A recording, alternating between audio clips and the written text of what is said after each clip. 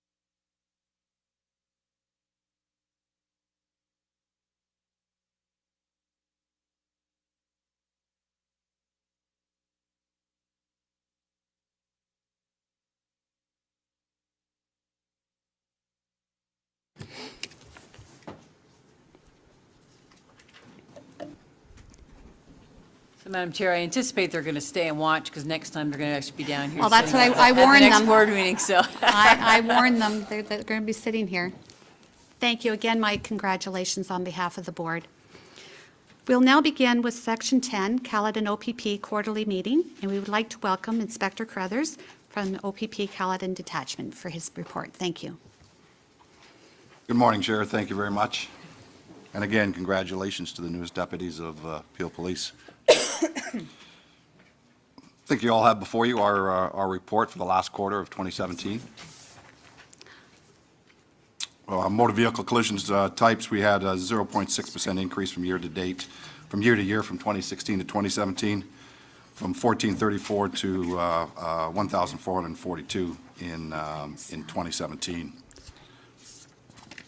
On our next page, we had our criminal code and provincial charges laid. Overall, we were down 16.2% in our charges overall, down to a total of 20,808 charges for 2017, compared to 24,844 for 2017.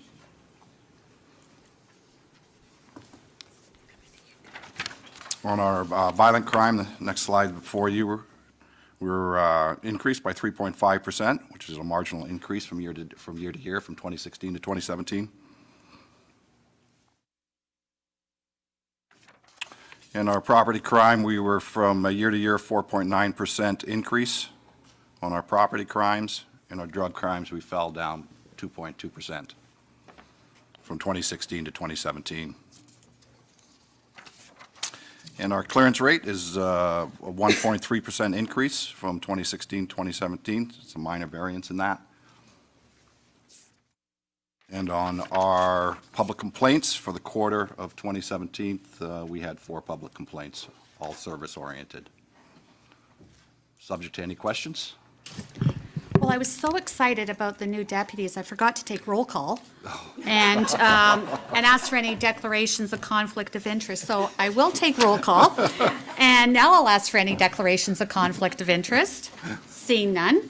Approval of the minutes from last month's meeting. Mover, anyone? Mayor Jeffrey, seconder, please. Thank you. All those in favor? Now it's carried. Now, thank you. Okay, thank you. Are there any questions of Inspector Crothers? None? Can I have a mover to receive the report? Norma, seconder Louise. All those in favor? Oh, you had a question? Chair, I'm sorry. Just a comment. Under new business, sir, where I had asked about the long hospital wait times, is it too early to share anything about the transfer of care policy that is, you're waiting to be signed? Yeah, I still don't have any signatures from my detachment, and I don't think organizationally we do have any signatures from the Ministry of Community Safety or the Ministry of Health. And I think I indicated last time, once those signatures are obtained at the top, then we can certainly drive it down to local jurisdictions and municipalities. So do you anticipate that this will decrease the wait time, the impacts? I do believe it will, yes. Thank you. We have decreased our wait times in Caledon detachment from, I think that now they're about 2 hours and 20 minutes, which is significantly improved Yes. from a couple years ago. Thank Wonderful. you. Any further questions? Thank you. This concludes Section 10 of the OPP agenda. Thank you, Inspector Crothers, for your report and for attending this morning. Oh, thank you very much, and I just want to say, Chair, on behalf of Caledon OPP, welcome. Thank As you. the new Chair for the Police Services Board, and we certainly look forward to working with you in I the coming year. appreciated your email very much. Thank you very much. Thank you. Now we'll move into the Peel Police Services Board meeting for February 23rd. Roll call. All are present except for Chair Dale and Amrik Alawalia. Are there any declarations of conflict of interest? Seeing none, could I have an approval of the minutes of the meeting held Friday, January 26th? Louise and Linda, all those in favor? Carried. We'll now move into the consent agenda. In accordance with the board's procedures policy, we'll now move into the consent agenda. The consent agenda deals with items considered routine and non-controversial. Are there any items that you want to remove from the agenda? I would like to remove item 7. We'll put that under new business. Thank you. Can I get a motion then to approve items 4 through 9, actually removing item 7 to the new business? Linda? Wonderful. Second, Jack. Thank you. We'll now move into questions and announcements. Are there any board members that have any announcements that they'd like to make this morning? Mayor Jeffrey? So I just wanted to thank the chief and her officers for helping us with the longest night. Some of my board members for their generous donations for the United Way, and for the 2 officers that were there for the sleepover. And I realized the chief was doing something even more challenging the next day, but I think it was the coldest night I've been out there. And I want to just say thank you for the support that Peel Regional Police offered. It's a worthy project, and I think that was the biggest turnout we've ever had. I think we had about 13 of our City of Brampton staff. So for something that was so serious, it was actually a very pleasant evening to talk about the homeless issues. And and how all of our agencies are working together to try and make a difference. And we made some money, but I wanted to thank Peel Regional Police and the officers that were there that evening. Thank you, Very Chair. much. I'll pass that along. I know a couple of the officers, I think, were sleeping down at Dairy Road as well, so thank you for that. I'll pass that along. Thank you. And for the members of the public that are here and members of the board and staff, just so that you know, number 10 on new business has been pulled to deal with at a later date on the agenda. Deputations will now move into deputations. A reminder that deputations will be limited to 5 minutes in length in accordance with the board's procedures policy. I will alert you when there's about a minute to go. Our deputation today is Ms. Ursula Cooper-Bennett of Mississauga Watch. Welcome back, Ursula. I understand that you're providing this deputation by video today. Please proceed. First of all, we're very pleased to have Mayor Susan Fennell. Hi. Hi there. No, I just threw this together in a couple of days, and I just want to say that it's really interesting. It's the first time that I've ever not written anything. It's the first time I've ever not even said anything. My 2018 person isn't saying anything. Just letting. It has to do with the Peel Youth Charter, and it's 5 minutes, 11 seconds. First of all, we're very pleased to have Mayor Susan Fennell from the City of Brampton. Yes, Ed? I think we're all amazed, those of us on the committee, at the success and how quickly we have been successful over the past 2 years. We have some excellent, absolutely phenomenal programs. I had some discussion with a reporter on, he was going to do a story on Walton. And I asked him to not do that because I think it's an unfair comment on a certain part of our region and of the city of Mississauga. You know, as I said to him, and he wanted specifically for me to break down the stats for Walton. And I wouldn't do it. Mississauga Corporate Security deals with about roughly 7,000 incidents a year, and I'd like to know where those incidents happen, and if there's any community that is affected disproportionately to others. I believe that there is. And geez, you know, we could really use the help of the province here, the Ontario Ombudsman, the Auditor General, the Attorney General, and the Privacy Commissioner. This kind of stuff should not be borne by one person and a citizen on that with their own money. What kind of people, if you can call them people, I don't think of them as just, you know, the lowest end of the human race that could be that vicious to another person and then run away. You've got a lot of programs there, and they're all working, I'm sure. And when you look at all those programs, we're spending a lot of money on programs. What is missing? We're so far ahead. I think we're the poster child area for Canada on how it's supposed to work with a very diverse founding population that then becomes people who live, work, play, and pray together in absolute peace and trust in the men and women who ensure it. And thank you for those comments. I agree with you 100%. I'm a long-time resident of Peel myself. I don't live here now. I'm in Toronto, but I spent most of my adult years in Peel. So I agree with your comments, and those are my observations. February 10th, 2010, I'm right now drawing a correlation between the statistics that were revealed by the Toronto Star investigative reporters on their Race Matters series with what I'm trying to do as far as researching City of Mississauga Corporate Security Database and also the City of Brampton. The Toronto Star is doing exactly what I'm trying to do, which is to get race statistics here in Mississauga and in Peel through Peel Police. So you see this map that the Toronto Star has. and by the way, they filed freedom of information with Toronto Police Services, showing how many times blacks are stopped, and also visible minorities, in relation to white people. And it's called carded. This incident type of loitering, okay? And this is probably a good example of ways in which we've changed in order to reflect the change in thinking.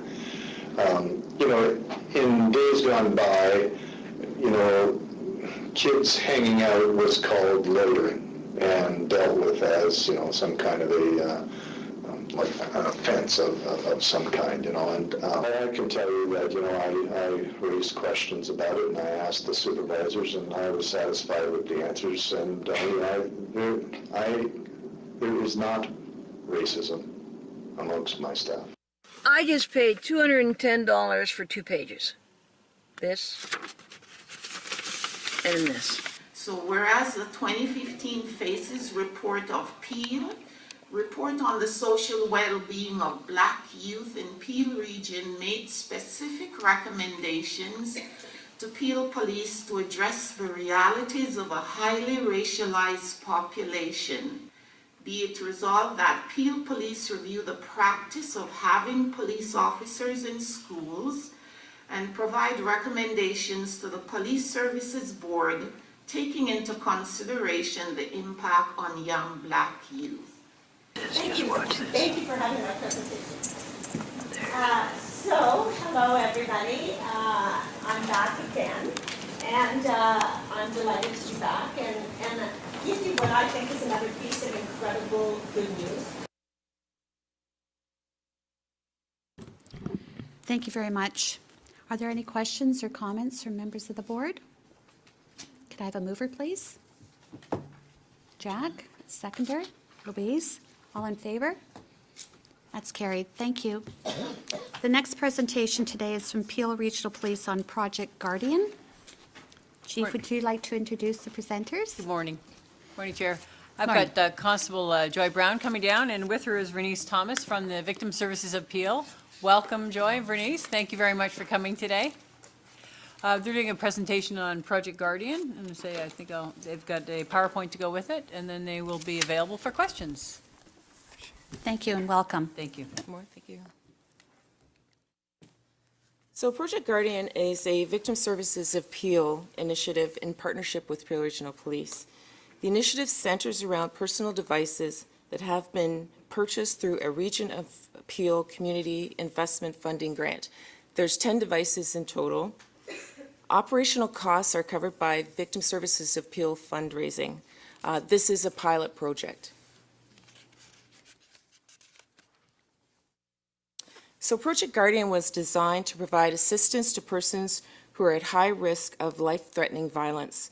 It's similar to DVERS, which is the Domestic Violence Emergency Response Systems, but not only for domestic violence-related offenses. So the initiative also covers victims of criminal harassment, sexual assault, human trafficking, home invasions, just to name a few. Since the discontinuation of DVERS in 2015, we have relied on premise warnings to identify those who are at risk. Project Guardian can involve up to 10 residents of the Region of Peel.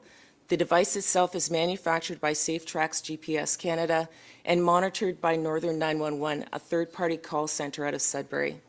The criteria and suitability for Project Guardian is determined by Victim Services of Peel, and Vernice will go through that. So some of the aspects with regards to eligibility for this program, we look at whether the client is willing to work with Victim Services as well as Peel Regional Police. If there's any kind of court recommendations, we need to know from that person that they're going to be able and be willing to follow them, i.e. being able to report any cases of breaches or maintaining no contact with the alleged offender. There's got to be a high risk of the client being re-victimized. There's intensive safety planning. There is also constant contact with myself or my designate.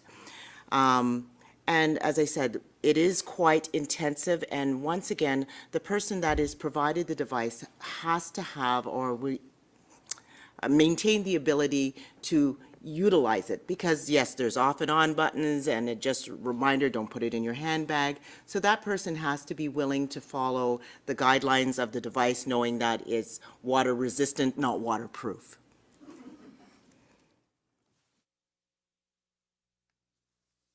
So if you look at some of the device features, there's GPS two-way hands-free voice technology that comes with the device.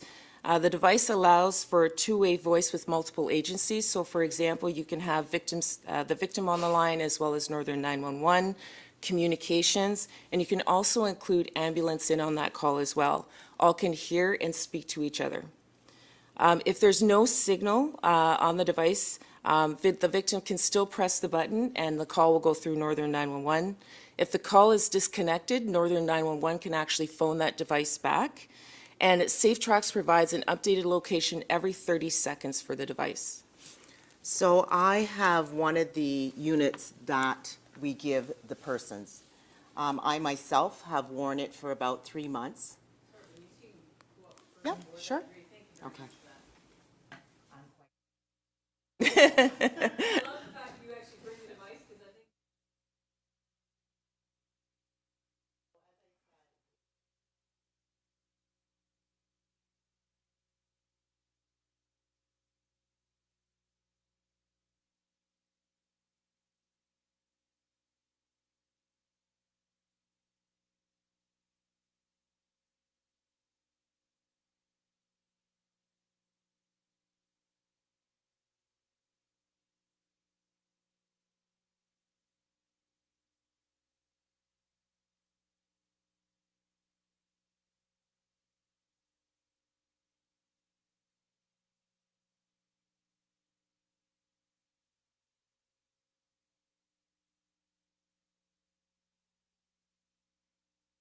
And just, if people ask you in the community what it is, I tell them, let them know it's a heart monitor or a blood pressure monitor. Unless somebody's medically based, they won't know the difference. So yes, you see a Lancelet, no difference than if I wore something underneath my blouse regularly. Once again, I ask that persons don't put it in a handbag or a briefcase, because if cell phone or anything hits that SOS button, it is going to set off an alarm. It's going to go to Northern 911. It is not for that call taker to ascertain whether or not it's an emergency or not, because it could be an emergency. I could be running. I could be somewhere where I can't speak. They're automatically going to send it off to the location of where I am at. So if I'm downtown Toronto, they're going to contact Toronto Police and advise Peel Police. Okay. So this is what Northern 911 as well as communications will see when they open up the SafeTracks site. They'll see this map, and the map will center on the device location and display the last date and time the device was reported. It will locate the device within a 4-meter radius. So once communications receives a call, it is a priority 1 call. They will update the location of the victim if the victim is not at home. They keep the call open until the victim is located or until police are on scene, and when police are on scene. Northern 911 will stay on the line for the entirety of the call as well. If the victim cannot speak, like Vernice was speaking about, if they cannot speak or if they don't know their location, both communications as well as Northern 911 call takers can access the SafeTracks site to find the device. By logging into SafeTracks, they're able to see exactly where that device is on the map. Okay. So currently we have 7, really 8 active units. 7 have been given out to individuals within the region of Peel. This is the 8th unit. My coworkers and I sometimes use it depending on what kind of home visits we're doing.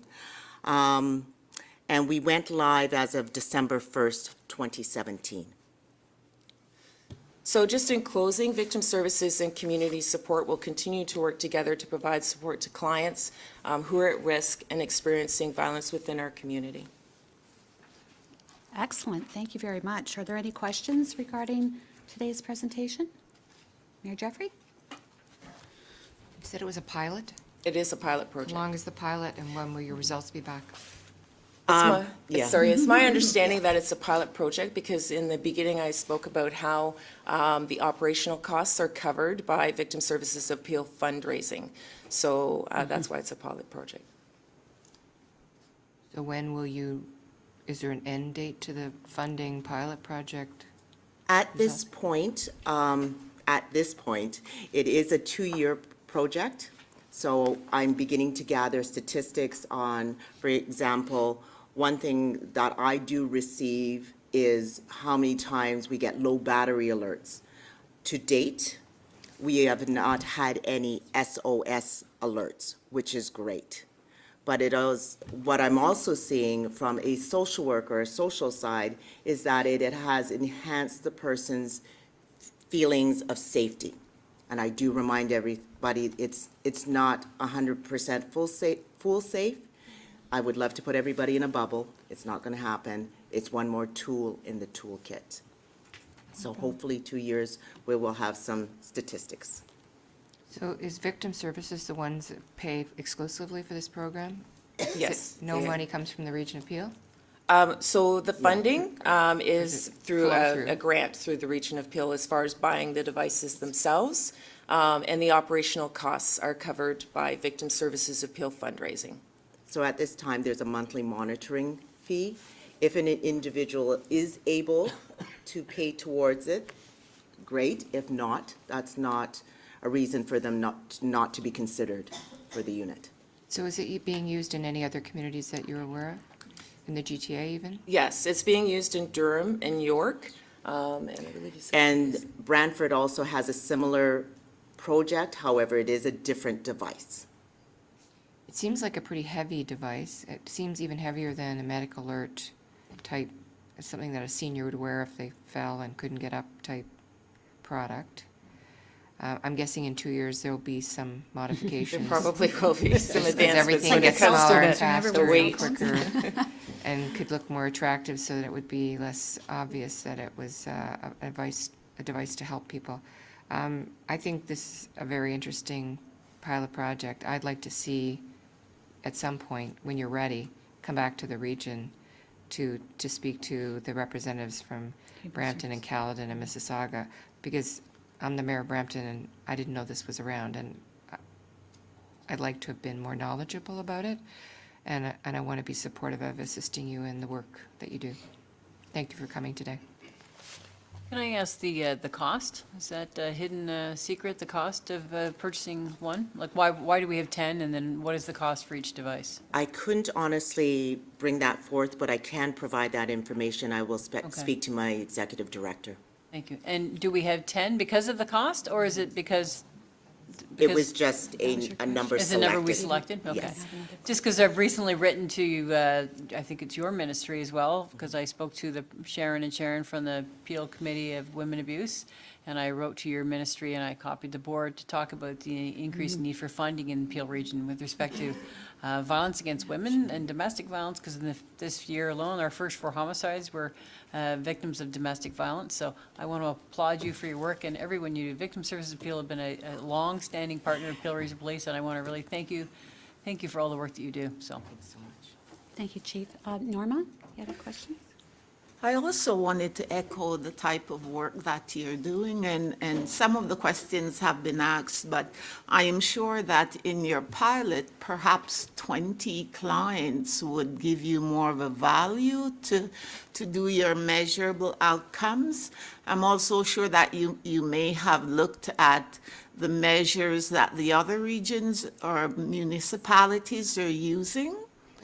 The other thing I'm hearing is funding. So has there been a request to our provincial government? Or I know it's election year, but we still need to keep helping our victims. And so our mayor, I'm hearing our mayor saying she was not aware of that. So how have you reached out to the community? Because this is a pilot. So who are you collaborating with in terms of partners? Like, is Interim Place engaged is one example?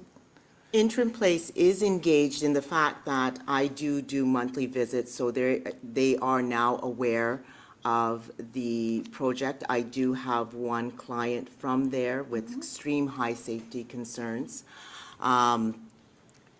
With regards to this, I would love to have 20 units, but I think right now as an agency, we're looking also at man load power. For example, what percentage of Woman my load. day is required to monitor, to do case management, to do the one-on face-to-face visit.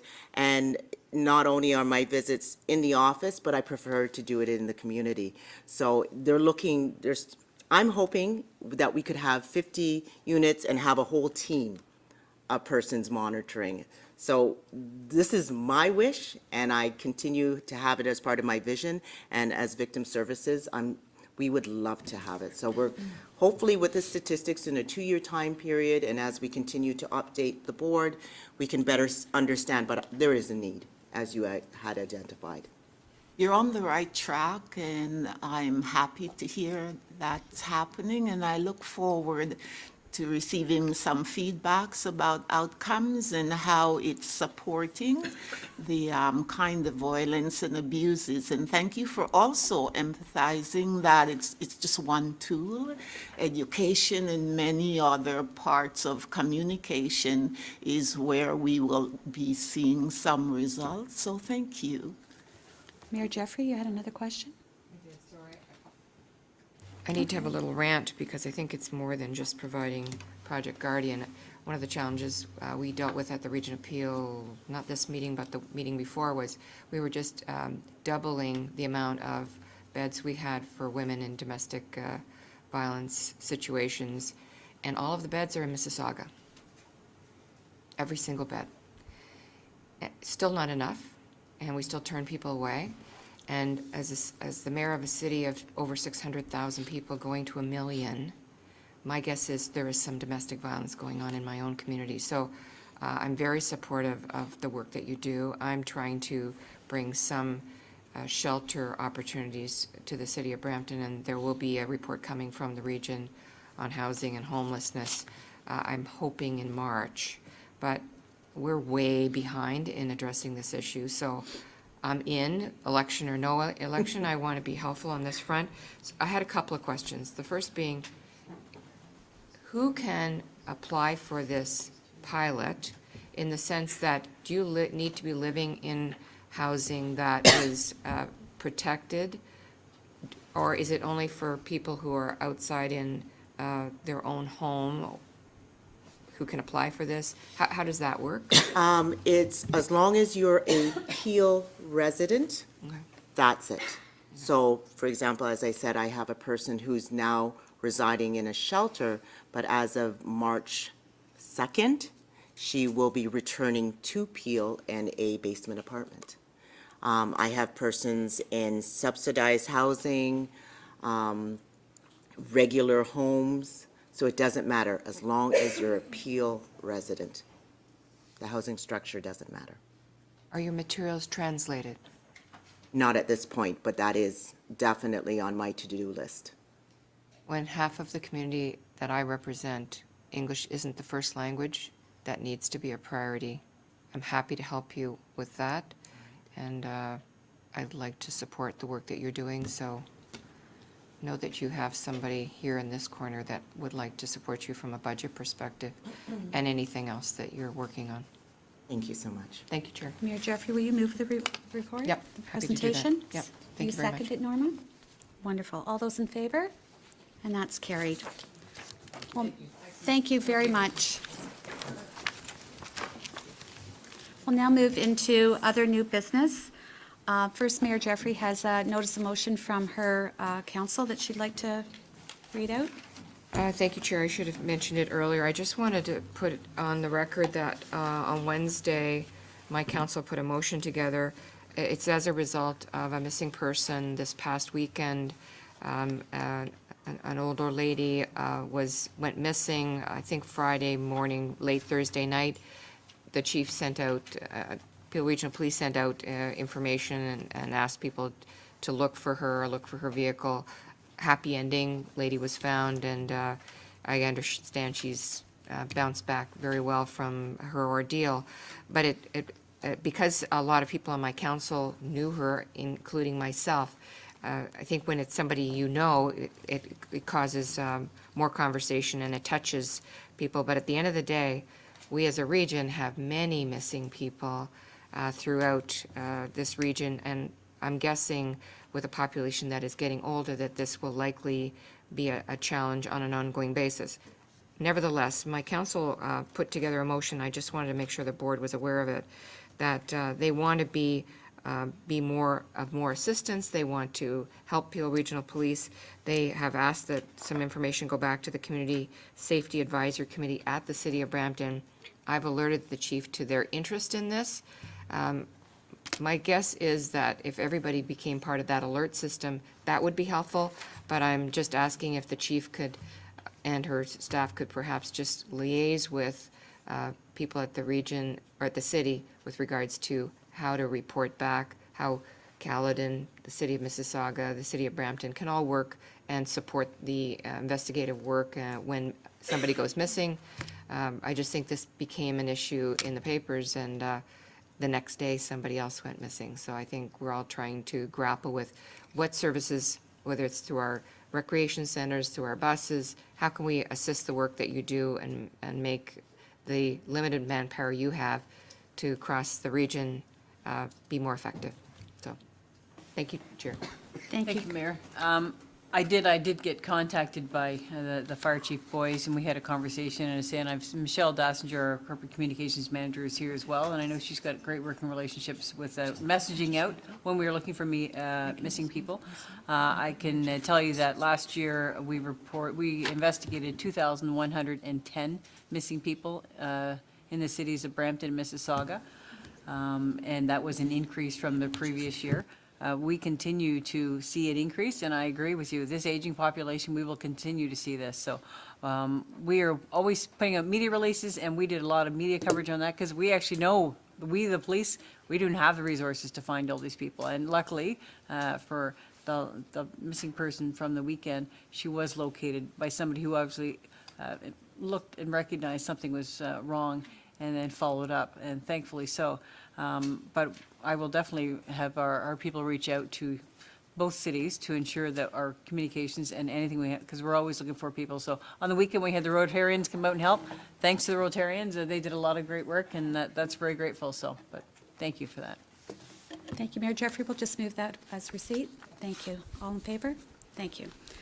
Under new business, Norma, you've asked for number 7, which is the annual auxiliary police report to be pulled. So if you'd like to speak to that. Deputy Jarvis, I'm so excited to see this. So in speaking to this report, it is mostly to focus on our young people and to see that once they have become auxiliary, we are able to recruit them as constables. You have a large number when you look back at where we started. Would you be able to accommodate more? I know the manpower because they're at our different divisions. So I have 3 questions for you. I just want to say thank you to you and your staff, real kudos, because young people getting that type of training, whether they stay or not, because I noticed 2 of them went to another police services, but to employ 10 of them as constables when you provide so much training. So would there be room for more? The second question is, how does the community and I always think of our marginalized community, those that don't have access to all the technologies. How do they know that this opportunity exists? Though it is volunteer, and I know that's how we lose some individuals, but this is such a dynamic program. How does someone down the street on Derry Road or your Ontario knows that this exists if they don't come to any forum like this or read the paper? Please help me, because I need to go back and tell this to my community. Thank you. Thank you, Vice Chair. We are extremely proud of our auxiliary program, which is why this is an annual report that we want to keep in front of the board. We have right now 117 auxiliaries. It's managed by an office of 2 people, and to manage 120 people by 2 is quite a task. The chief often asks if we're able to increase those numbers. Right now, we're not. We're able to manage the 120 and have enough work for them, so it's a very good process that way. You can see by the numbers in this report, they are very busy. And some people who volunteer their time are putting in almost full-time working hours in their volunteering of time. And it's been a recent thing in the last couple of years that a lot have become officers after serving as auxiliaries for 2 years, and that is fantastic. What you will find with the auxiliary program as well is that they're very much from the community. So that you'll find most of them are from the Brampton, Mississauga area and are wanting to volunteer in their own community, and it's good. We have the 2 types. We have the types that go, this is a great way to dip my foot into the pool of Peel Regional Police to see what it's like. And we have the ones who are retired or have other occupations who go, I want to volunteer above and beyond. So it does go both sides. In answer to your question as far as recruiting measurements, I don't know exactly how they do their recruiting on this. A lot of it is word of mouth. A lot of it does come from our community-specific recruiting initiatives. When we go out and have those initiatives, the recruiting or the auxiliary bureau is mentioned at that time as well. But outside of the normals, I don't have the answer for you today, but I can find it for you. Could this be something that's placed on our police services webpage? Is it on the webpage? It's on our website. I'm not sure if it's on yours, though. Okay.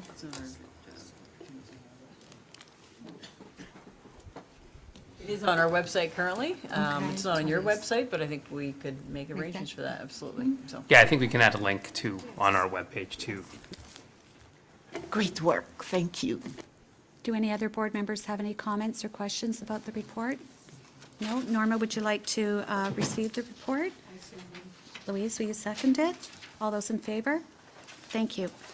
Carried. Number 10 has been removed, so we'll go down to number 11, which is the renaming of former headquarters to the Sir Robert Peel Centre. Chief, would you like to speak to this report?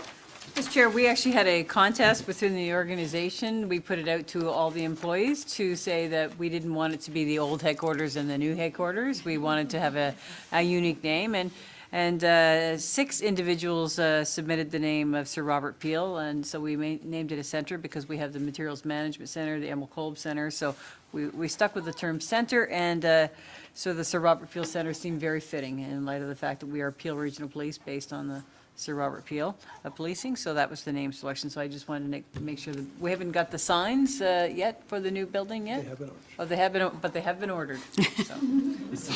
That's all I can give you so far. I can't get an arrival date yet, but as soon as Okay. they arrive, I will let you know. so. Thank you. Are there any questions or comments from members of the board? Jack, would you move the report? Linda, will you second it? All those in favor? That's carried. We'll move down to number 12, which is the supply and delivery of fleet vehicles. Are there any questions or comments about this report? You'll move it. Linda's moving it. Louise is seconding it. All in favor? Thank you. That's carried. And the last item is number 13, which is the Peel Police Services Board Committee representation and mandates. Rob, would you like to speak to this report, please? Sure. Following the election of our new chair, and based on our Executive Personnel Committee policy, it necessitated a change to committee, the committee mandates and composition. So we're moving forward with the following, and it also now includes the addition of a budget committee, which we talked about during last year's budget process, that there was an ad hoc committee struck, and that the board has decided to make that a permanent committee. And then we've added, at the request of Louise Mitchell, a audit and risk committee as well. So we have a mandate that's also there for board approval. Louise, any questions, comments? Yes, I think based on some discussion that the public complaint stands on its own, and we've said that litigations actually belongs not as a title, but as part of the mandate of the Audit and Risk Committee. Wonderful. And that change will be made. I think been brought to our attention, and I think we talked about in a previous board meeting that the draft Safer Ontario Act envisions a different role for boards to play with respect to public complaints anyway. So pending the passing and proclamation of that piece of legislation, the mandate will need to be revised at that time anyway. But that change could be made with respect to litigation following under the mandate of audit and risk immediately. Thank you. Any other comments from board members? No? Louise, will you move the report? Jack, will you second? All those in favor? And that's carried. This concludes the public portion of the Peel Police Services Board meeting. We'll adjourn for 10 minutes and to go into camera. Thank you all for attending.